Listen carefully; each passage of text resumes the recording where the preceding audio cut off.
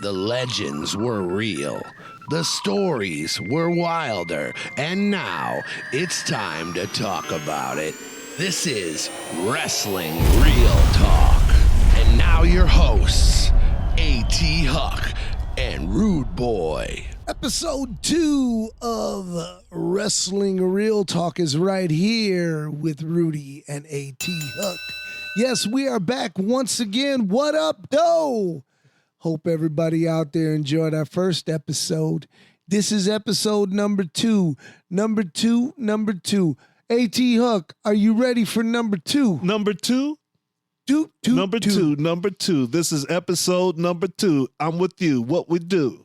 What we do is we rock number 2 all day long right here, number 2. Number 2, I'm with you. Let's see what we do. What up, though? Detroit. What was that? I don't know.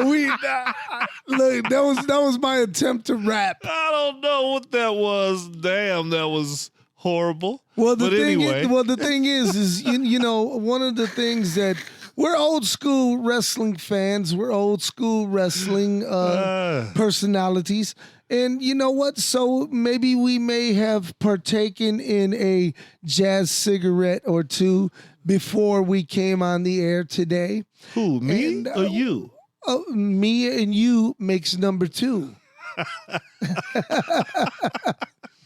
Along with Carlito and Bobby Rocks as well. Sitting here laughing at us.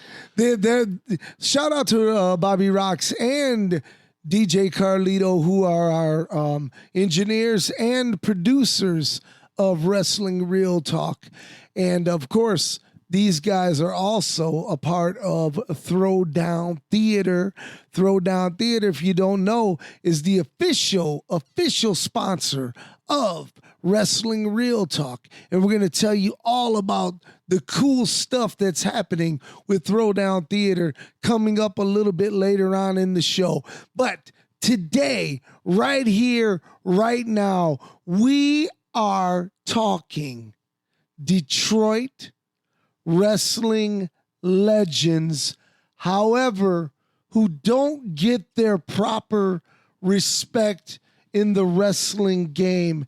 A.T. Huck, I will start off with one of the legends that I feel... Detroit legends. Okay. Detroit, that doesn't mean that they were born here, but I know what you mean. They were paved here, you know. You sprung it on me, so I got to think. Exactly. I didn't know about this ahead of time. Well, then that's the beauty of Wrestling Real Talk, because you're going to keep it real, right? I'm going to show how great I am. Let's see. Let's see how great you are. Let's do it.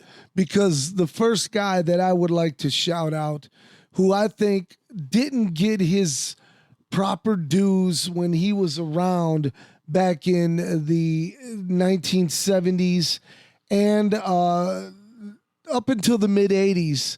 Of course, I'm talking about Arriba Luis Martinez. Ladies and gentlemen, from Monterrey, Mexico, at 234 pounds, Arriba Luis Martinez.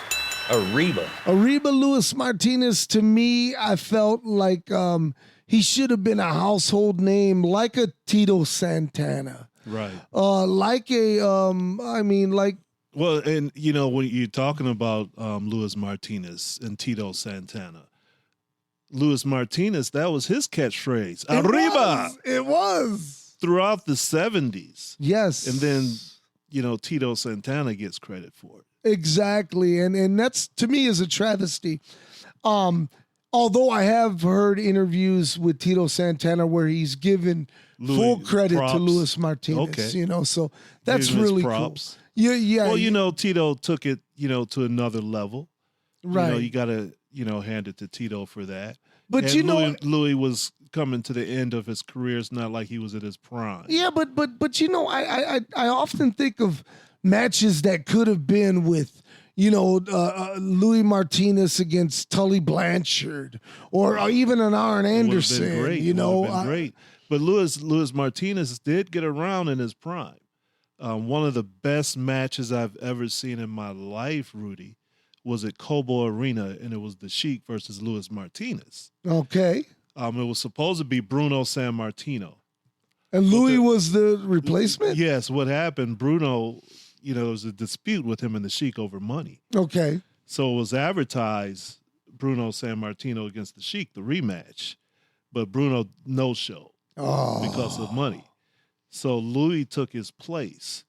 The Sheik and Luis Martinez went an hour. No. An hour. Oh my! And most of the match, and some of you people won't get it, but most of the match was the Sheik being in Louis' headlock. What? I mean, he couldn't get out the headlock. Every time he would get back out, Louis would get him right back in it, and he just cranked it and cranked it and cranked it. At least for the last quarter of the match. Wow. And the Sheik's arms were just limp, and went to the time limit. Wow. But Louis pretty much choked the Sheik out with a headlock. And you know what? And it was exciting, but you listen to what I'm saying, it would seem like that's boring, but it wasn't. Well, the thing is, too, is that I can imagine, like a lot of the fans saying, man, this is bullshit. We're getting Luis Martinez instead of no, Louis was over. Bruno, and that was great. That he I don't think it doesn't seem like anybody complained that night too much. Okay. That I remember. Keep in mind, I was very young. I had to be 11 or something like that. Okay. So I may not have been paying attention to it that much. Right. As far as what people were thinking. But I just remember the match was one of the greatest I've ever seen in my life. Really? Yes. Oh, I love hearing that. And for the rematch, she killed Luis Martinez. He obliterated him, man. I mean, he just went at him and stabbed him in his head, and he destroyed Louis for the rematch. Shout out to Luis Martinez, one of the unsung heroes that, to me, didn't get his just due. No. Now, you tell me, right. Huck, who's up in your psyche about this topic? Ooh, wow. A guy that I feel that didn't get it. Right. Tony Marino. Tony Marino. Okay. Ladies and gentlemen, from Italy at 245 pounds, Tony Marino. Do tell. Tony Marino, when I started wrestling, was like the baby face around here. Italian. He was Detroit's Bruno. Okay. That's the best way I can describe Tony Now, wasn't Marino. he Batman or something? Before like that, in the late 60s, he did come out in a Batman costume. And he was a Batman with 2 T's. Oh, I love it. So he couldn't get sued? Right. But he would wrestle in the 1960s Batman costume. But by the time I saw him, he was from Italy. He was Tony Marino. And he was big-chested, big arms like Bruno. And the fans loved him. Yeah. And he was in a feud with the Sheik when I first saw him. Man. And I remember standing down at the bottom of Kobo, and we would wait for the wrestlers to come in. Mm-hmm. Here comes Tony Marino walking by. Had a suit on, man. He was sharp. Yeah. But right behind him, not far, here comes the Sheik and Abdullah Farouk. Oh, shit. The Sheik had on a red velvet jacket. The Weasel at that time was Ernie Roth. Ernie Roth, yeah. The Grand Wizard. Grand Wizard. He came out. He had the fez on. Uh-huh. He was in his gimmick. Uh-huh. And it was like he would have like on a green suit jacket and yellow pants. That's how he came to the building. But the Sheik looked like he just stepped out of a magazine. Man, sunglasses on. You know, Huck, as long as we've known Sheik, you and I. Yeah. Every time we seen him, he was always dressed. Later, he would have the suit on. With no shirt. With no shirt. And chains. And then the ponytail. But it would be like a jumpsuit. With no shirt on. Right. You think it's a vest, but right. He wouldn't have the button-up shirt on. He would just not have a shirt. Right. But he would have the vest on. And the jacket. Oh my God, man. And chains, Oh my God. But the Sheik was great. But so Tony Marino. Tony Marino, I think if he had gone further into the 80s, he would have been good in Georgia. And actually, he was in Georgia Championship Wrestling. No way. But not as Tony Marino. He was under a hood. He was like the Blue Demon. Oh. But I knew it was Tony Marino. Uh-huh. And he did a little bit in Florida, but he never really got like in Mid-Atlantic and got in there with Flair. Right. And he would have been great with those guys. If they had pushed him like Bruno, like their Bruno. Right. No doubt. Tony Marino would have been good. One of the guys that I look back and I say to myself, I think should have been so much bigger in the wrestling business, and we knew him a lot around here, and he was Rob Van Dam's tag team partner. His name was Dango. And Dango was badass, bro. Yes. He was Rob the Van Asian Dam's Air Force. That's what he called yes, himself. Sir. I printed some business cards for him. You did. And it said Dango, the Asian Air Force. He was one of these guys who was not afraid of air at all. Not at all. He was a high flyer. Yes. I think he was trained by the Sheik. He was trained by the Sheik along with Van Rob Van Dam Dam. That's and right. Sabu. That's right. He had a brief stint in ECW as Solo. He did. Yep, real brief period. He was in Wow. ECW and they called him Solo. Oh wow! I never knew that. I'm gonna try to look that up. Yeah. But Dango was one of these guys that, I mean, him and Van Dam, they just had a great chemistry. The International Patriots. The Patriots, They were yes, the sir. Patriots from And do you Midwest remember that Championship they Wrestling. wrestled Machine Gun Mike Kelly along with Sabu the Elephant Boy on That's right. the very first show? That they did. And we were a part of that. Yes. What- I mean, great memories, man. Like you said, those first shows were loaded Great memories, with but future superstars. But later on, Dango went on to become a firefighter yeah, in Florida, right? in Florida. Yeah, he moved to Florida. And recently passed away. That's right. And rest in peace to Dango, man. What a great talent. I wish everyone would have got to see him because he was really that good. Mm-hmm. And someone who I think everyone would have enjoyed. Yes. I have another one for you. Tell me. Not well known locally. He was only here a few times, but he went on to be, very popular in his home country of Japan. His name was Osamu Nishimura. Osamu Nishimura, yeah. Yeah. And he was around here with Al Snow. And Yes. he was great. Well, he man. recently passed away. Oh, wow. Yeah, Osamu Nishimura. Rest in peace. Yeah, he was here in Michigan to learn how to wrestle like we do in the States. Yes. And he was on a lot of shows for Al Snow. Yes. Wrestled Al Snow. I refereed a few of those matches. Yes. But later on, he got close with the Funks, Okay. Dory and Marty Funk. Mm-hmm. And they were like almost close as family, Wow. with Nishimura. They Yeah. always talked about him. When I went down to work for Dory Right. one time, they talked about Osamu Nishimura. Wow. And I think Dory may have wrestled one of his last matches over in Japan against Nishimura or teaming with him one. Wow. Yeah, just the last year or so, last couple of years. Oh, amazing. Yeah. Amazing. I do remember him, and he was one of those guys that every time you seen his matches, you knew you were getting quality. Mm-hmm. You were getting a quality match.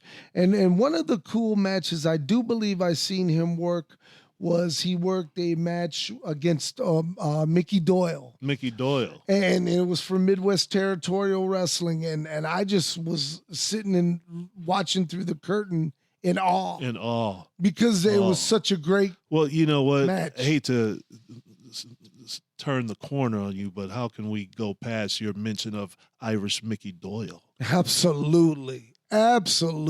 From Detroit, Michigan, 225 pounds, Irish Mickey Doyle. Irish Mickey Doyle, the former NWA Rookie of the Year, 1972. 1972. A guy who, I mean, really should be a household name when you talk Right. about professional Right. wrestlers. Mickey teamed with Bruno Sammartino in Japan. He was part of a tag team with Mike Boy A.T called the Hippies. The Hippies, yes, sir. The California Hippies. The California Hippies, yes. So yes. Mickey, after leaving Detroit, he went west. Mhm. He was in the Pacific Northwest, I think, for a bit. Yeah. But wrestled a lot in California with Mike Boy A.T as the California Hippies. Right. And in Alabama. Okay. They tag teamed in Alabama as well. I seem to remember seeing a match with Mickey Doyle against Jose Lothario from Houston. From Houston. And he was the hippie then. He was the hippie. Yeah. And you can check that out on YouTube, you guys out there. Yeah, but I highly he recommend did it. a lot in California, for he was with the promotion the Sheik used to go to, and Baba was there. Oh, yeah, for Mike, what was his name? Jim Tolis was there. What was Mike, Porky the Pig? What was his name? Oh, Mike Lauren, Iron Mike Lauren. Yeah. Yeah. Well, Iron Mike Lauren, we got another guy. There you He go. was really the Sheik's bodyguard. Really? Yeah, Iron Mike Lauren. Wow. And in Detroit, he wrestled as Porky the Pig. But he was like the Sheik's driver and bodyguard. You'll see Mike Lauren on some of the tapes from Japan. Oh, okay. If you go on YouTube and Yeah. see certain matches, you'll see Mike Lauren following the Sheik around the ring. Oh, okay. Yeah, certain times he interfered. They actually used him, Uh-huh. As Iron Mike Lauren, not just as a bodyguard. Right. But he would accompany the Sheik to the ring. Now, I'm going to tell you my final guy who I think would have been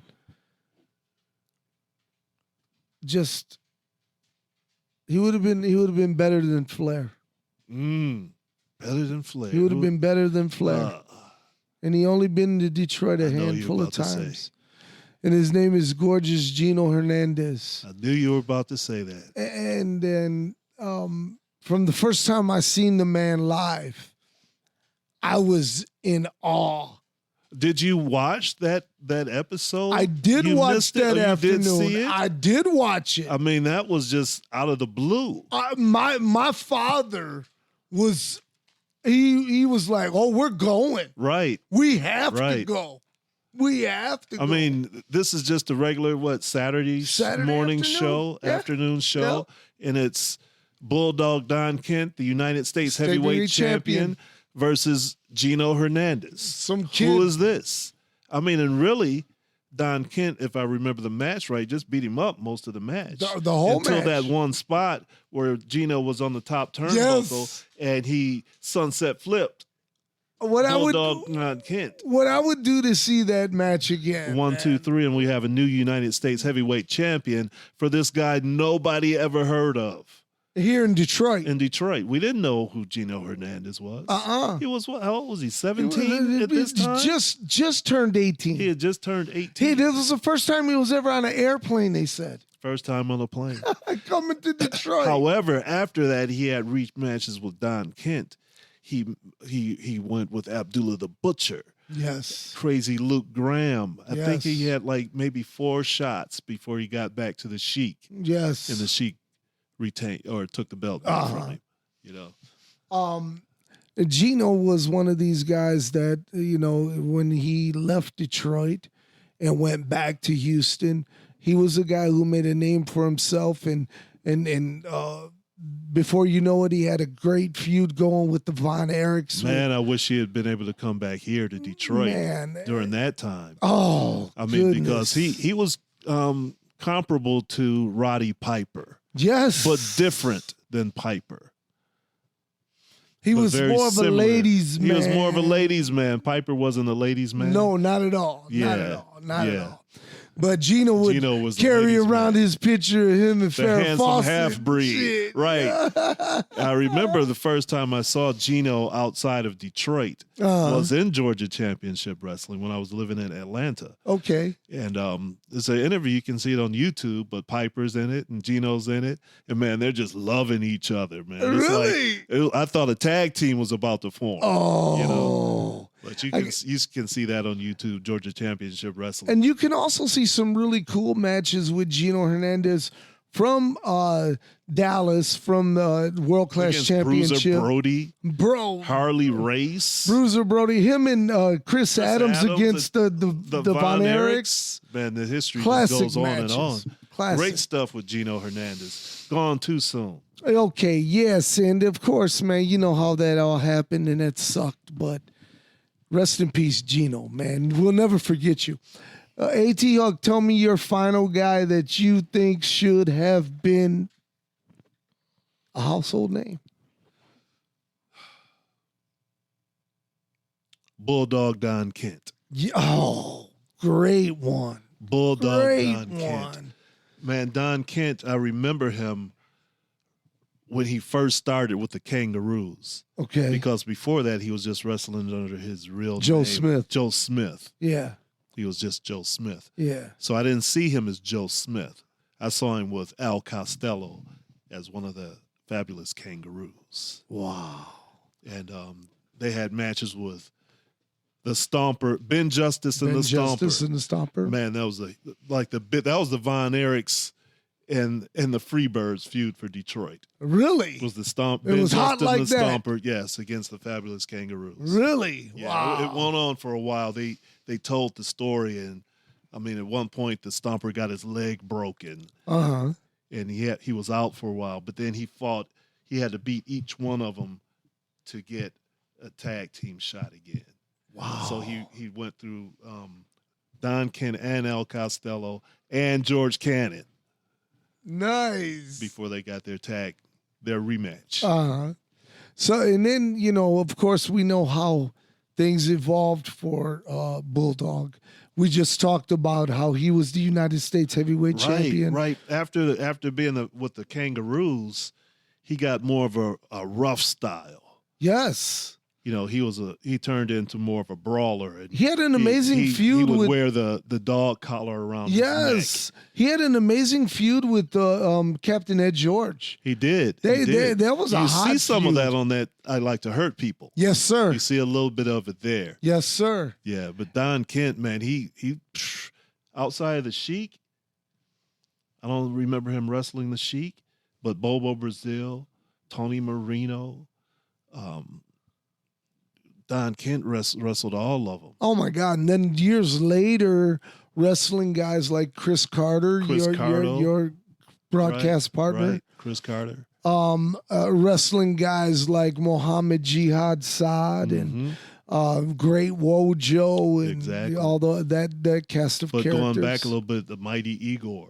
Igor. With him, Chief J. Strongbow. Strongbow, yes. Isn't that cage match? They had the shark cage match. That's Bulldog Don Kent. Yes. You know, a lot of people laugh at that match, but that was great to That me. It was innovative. The door it was kept different. opening up, but they were in there working. They were fighting. Chief J. man. Strongbow, that's another guy. Yes. You know, that was here in Detroit that went on to do other things elsewhere. Absolutely. He sure did.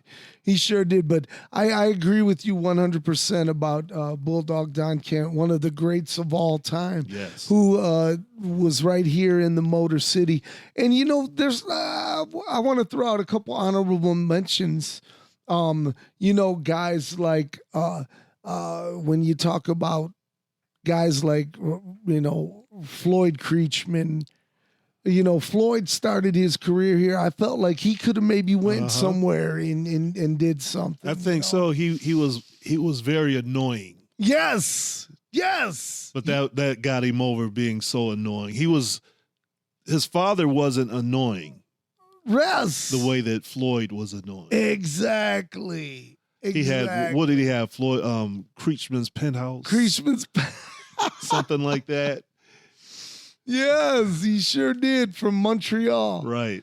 Yeah, guys like you know, Creechman, Ricky Cortez. You know, Ricky Cortez should have been one of those. You know, guys, all man, the time I've been around Michigan wrestling, I'd never got to meet Ricky Cortez, Crusher Cortez. I dated his daughter for a while. Yeah, you said that. And he didn't like it. And so that was that for me and Ricky Cortez. Shout out to you, Ann. I know you're out there somewhere, darling. But he was a big dude, man. He worked Dick the Bruiser and He the did. Sheik and Yeah.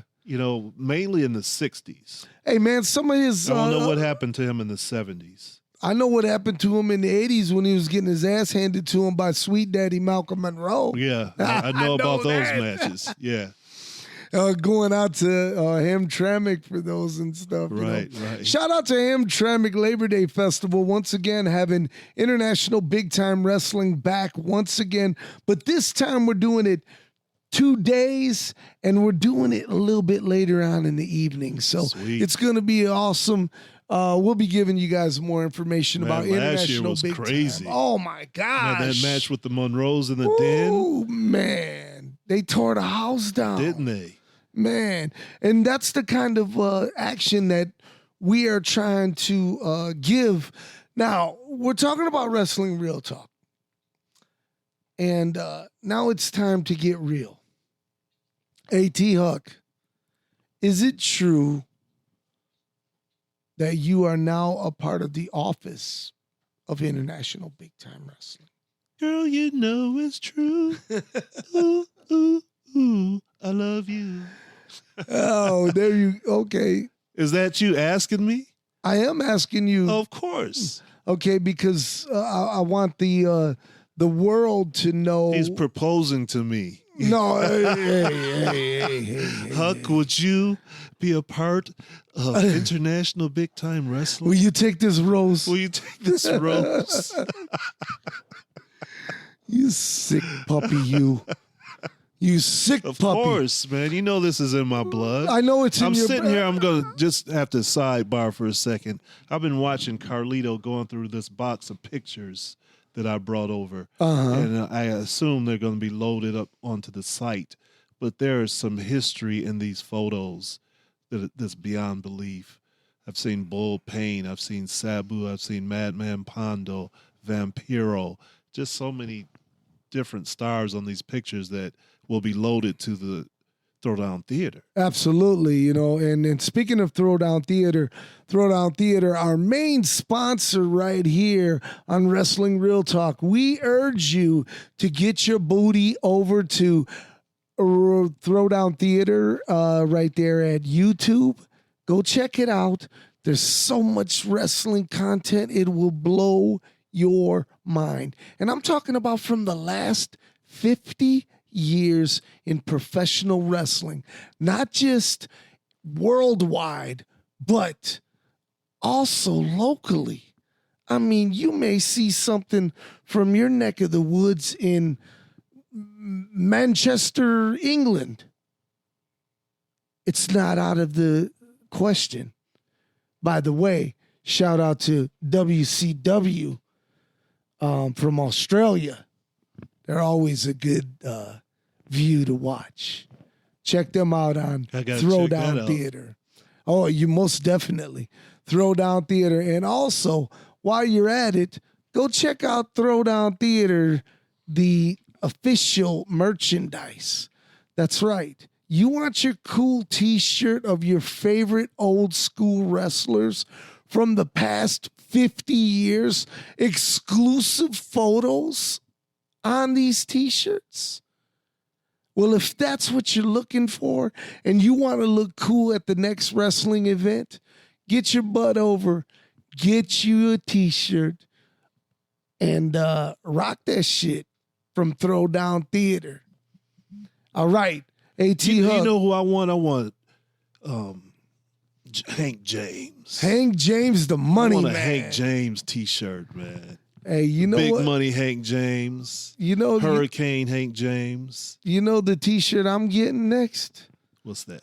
I'm ordering it this week, man. I'm getting me the Tex Monroe. You're getting the Tex I'm Monroe. getting the Tex Monroe, man. I That haven't dirty seen it. You told TX, me about man. it. I gotta see it. It's hot. It's a hot. I did see a picture of it. It's a hot T-shirt, and they're actually selling. They're doing really well on the site. So check that out.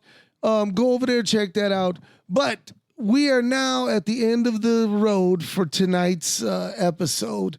We'd like to thank each and every one of you guys out there for checking us out right here on your favorite spot to listen to your favorite podcast and all of that cool shit. Now, we're going to go to the mailbag right now. And the mailbag is David from Milwaukee, Wisconsin would like to know whatever became of Corporal Robinson. We know you had a big feud with him, Rudy, back in the early 2000s. And A.T. Huck, you had a history with him. Whatever happened to Corporal Robinson? Man, I have no idea. Right now, I don't know. I remember he got married, but that may have been 15 years ago. Mm-hmm. I know he was still wrestling after that, but right now, I couldn't say. I don't know what Corp is doing. From what I understand, everyone knows that him and I, we had heat, real life heat.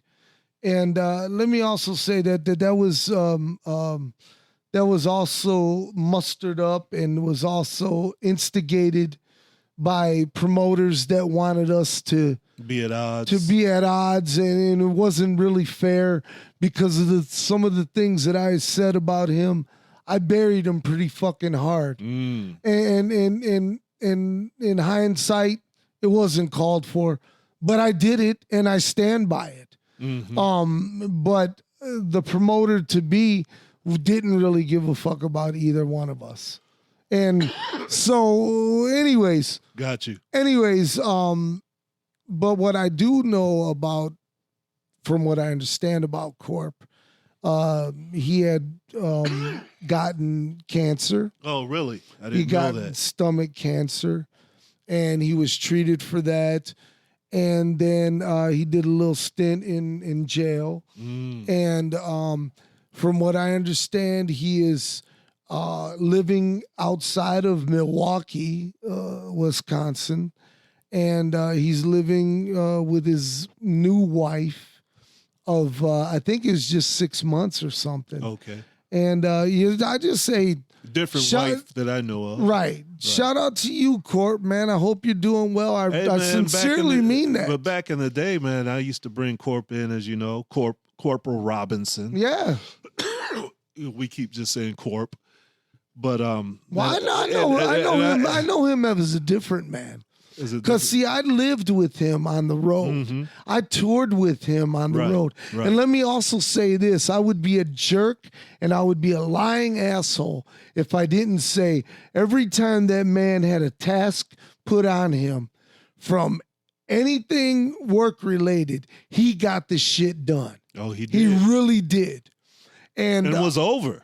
Yeah, no doubt. It was over with the crowd. No doubt. But no, I'm talking about when he was working on the ICP tours and stuff. On the tours, yeah. He would do the best of his ability. And I would be a fucking lying jerk if I didn't say that. And I'm not that guy. And once again, like I said, man, the Corp, I pray to God that your health is good and that you're doing well.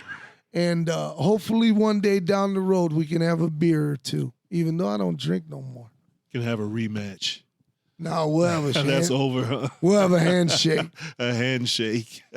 So once again, this has been episode number 2 of your new favorite podcast. Now, if you have any mail that you'd like to send to us, go right below right here. Check out the web address and send in your questions because we're not hiding from them. See if you can stump us. Ask us something that you think we wouldn't know. Ooh, that would be great. You know, we used to do that in Cruising the Barrio. We did. They couldn't kill us on music. One of us would get it. At least one of us. Oh, I loved it. I loved it. And that's why we're going to do the same thing right here on Wrestling Real Talk. Thank you once again for being a part of us. You could be anywhere in the world, but you decided to roll with us. And we're not here for a long time. We're here for a good time. Be good to one another. We'll see you next time right here on Wrestling Real Talk. Peace.